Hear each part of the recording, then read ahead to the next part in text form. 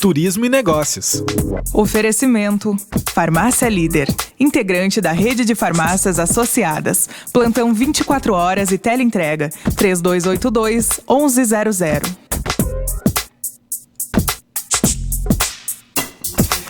Para a Farmácia Líder, tradição em cuidar de você, vamos então aqui para o nosso bate-papo do quadro Turismo e Negócios desta terça-feira.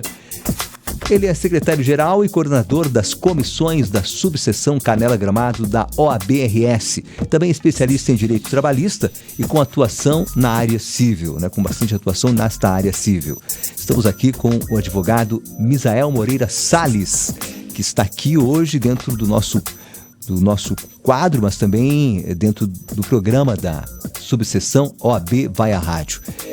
Ele vai abordar dois assuntos, primeiramente, rapidamente, sobre as comissões, as quais ele coordena, e também vamos falar sobre o tema alimentos, mais conhecido como pensão alimentícia, que é um direito garantido por lei.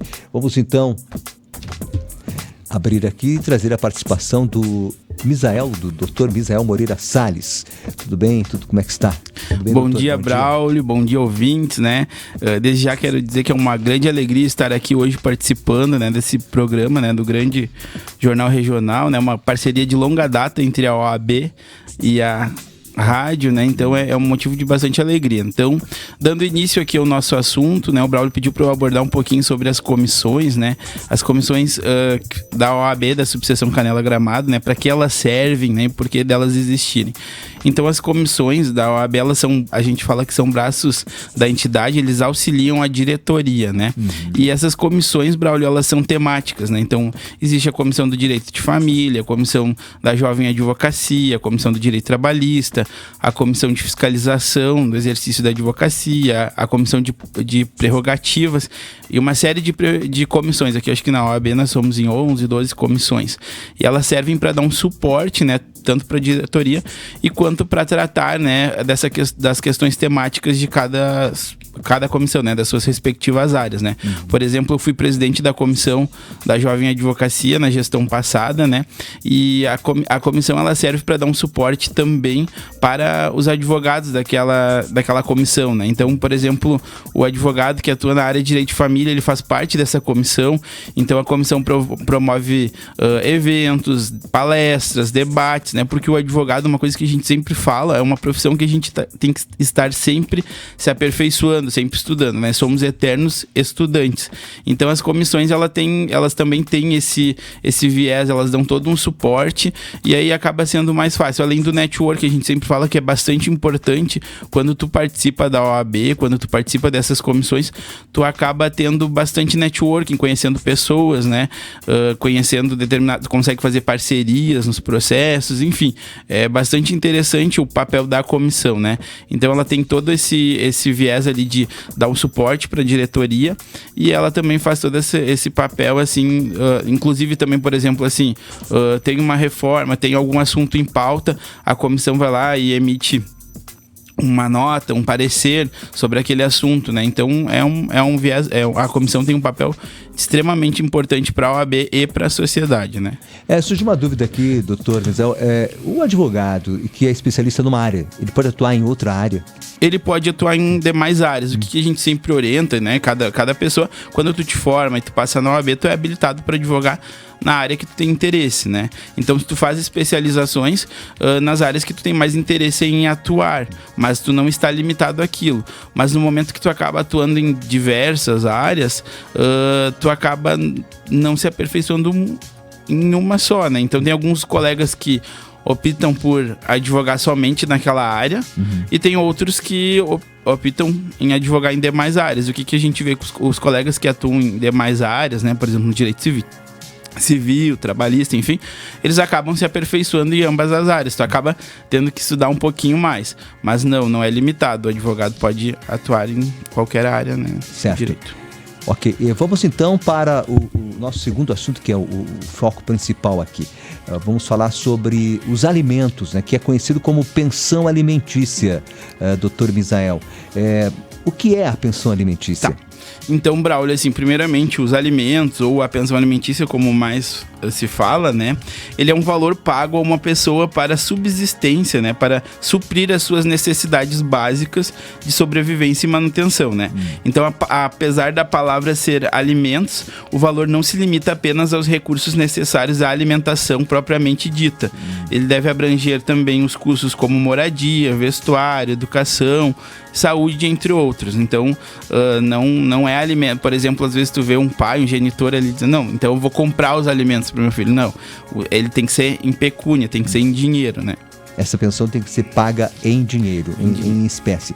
E quem tem direito a receber a pensão alimentícia, doutor Misael? Tá, então quem pode receber a pensão alimentícia, né, são os filhos, né, e os ex-cônjuges e ex-companheiros de união estável, né?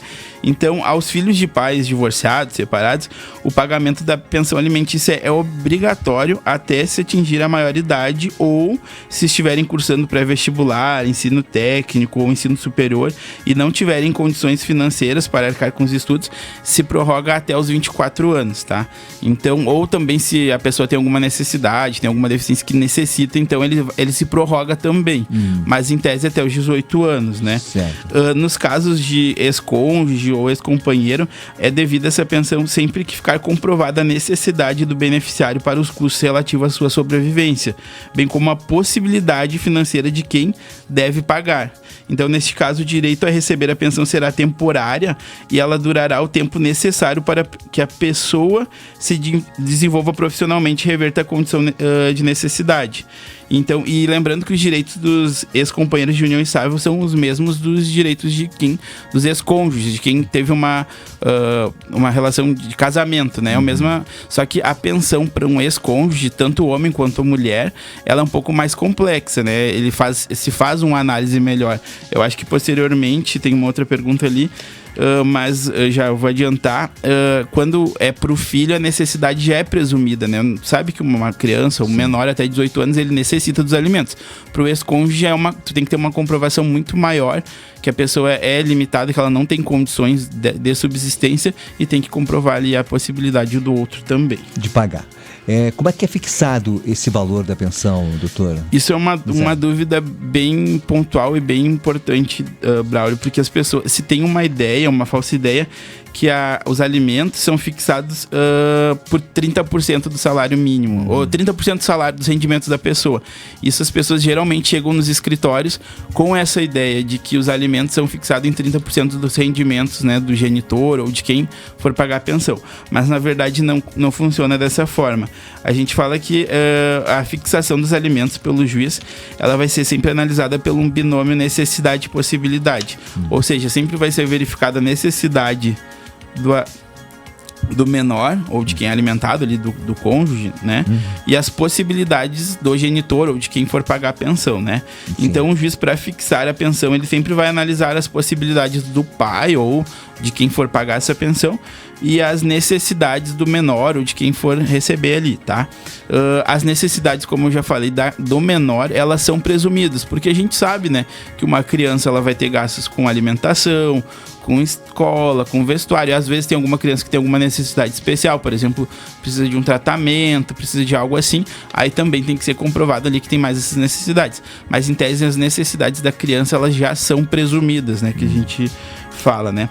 E lembrando que uma vez fixada a pensão, ela pode ser discutida e alterada conforme a alteração das necessidades do alimentado ou as possibilidades do alimentante. Ou seja, a gente sempre fala no processo que tem trânsito julgado. Quando se encerra um processo, quando transcorreu todas as instâncias e ele foi julgado, a gente diz que houve o trânsito em julgado, em tese não cabe mais discussão.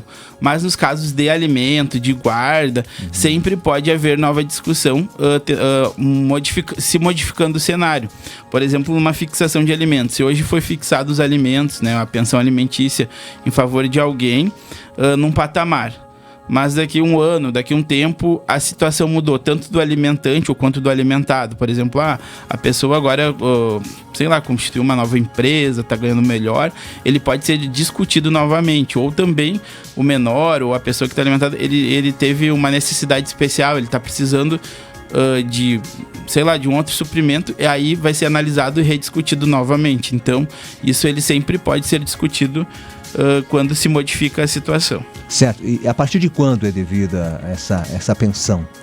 A pensão alimentícia ela pode ser requerida desde o período gestacional, tá? Ou seja, desde a concepção da criança. Então a gente chama de alimentos gravídicos, né?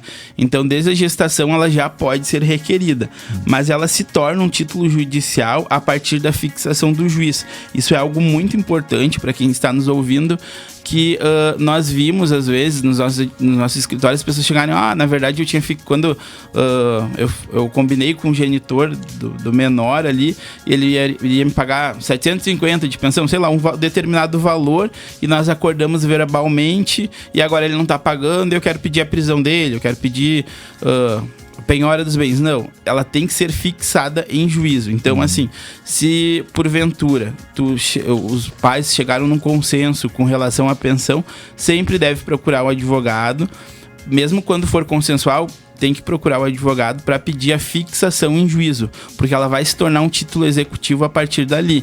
Às vezes as pessoas chegam nos escritórios dizendo, olha, eu quero cobrar a pensão desde que a criança nasceu. Não, tu tem que requerer ela em juízo e depois de fixado, sim. Né? Sim. Então isso é uma coisa muito importante, algo bastante importante, que sempre tem que ser procurado um advogado para essa pensão ser fixada em juízo, tanto nos casos consensuais, ou seja, amigável, os pais ou alimentantes resolveram ali em consenso, de forma amigável, tanto nos casos quando não há consenso e vai ter que ser decidido pelo juiz a fixação.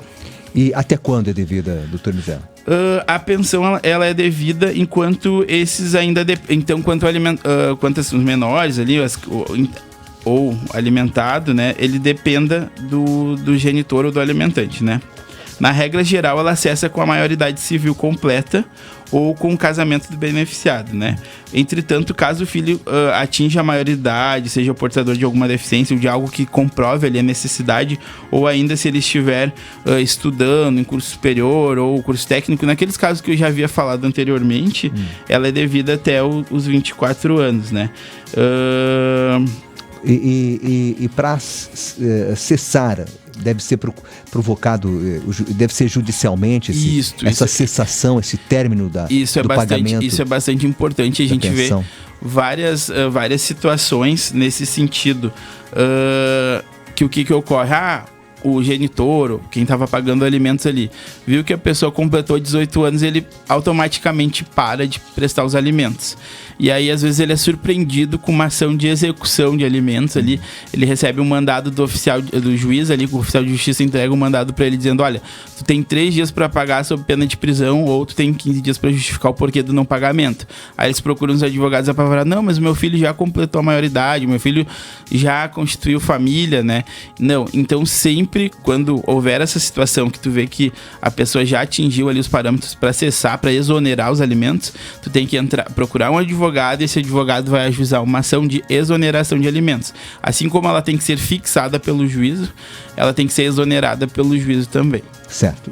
A cessação tem que ser judicialmente. Judicialmente também. E depois de fixada em juízo, quais são as consequências do não pagamento, de não pagar? Tá, o não pagamento da pensão alimentícia dos alimentos, ele pode acarretar algumas sanções aos devedores, tá? Vou falar dentre elas umas 3. A primeira e mais conhecida, que acaba, de certa forma, assustando, é a prisão civil, né? Ela pode ocorrer quando o devedor de alimentos citado judicialmente por não ter pago a pensão nos 3 últimos meses anteriores, e as que se vencerem no curso daquele processo, não apresentar em juízo uma justificativa para o não pagamento ou comprovante da quitação dos débitos. Daí, nessa hipótese, a prisão civil pode ser decretada por um período de até 3 meses em regime fechado. Então, ou seja, a pessoa não pagou os alimentos, tinha sido fixado em juízo, ele vai procurar um advogado, o advogado vai entrar com uma execução, o juiz vai citar ele para pagar em 3 dias, né? Ou comprovar que já pagou, ou justificar o porquê de não ter pago. E caso, né, não seja comprovado ali, vai ser decretada então a prisão em até 3 meses. Também tem a questão da penhora de bens, né? Então, nessa cobrança das pensões vencidas e não pagas até os últimos 3 meses, ou seja, para os períodos antigos, pode ocorrer a penhora de bens, como, por exemplo, de dinheiro depositado em conta corrente ou poupança, em carros, imóveis. Aí pode ter uma expropriação de bens, né?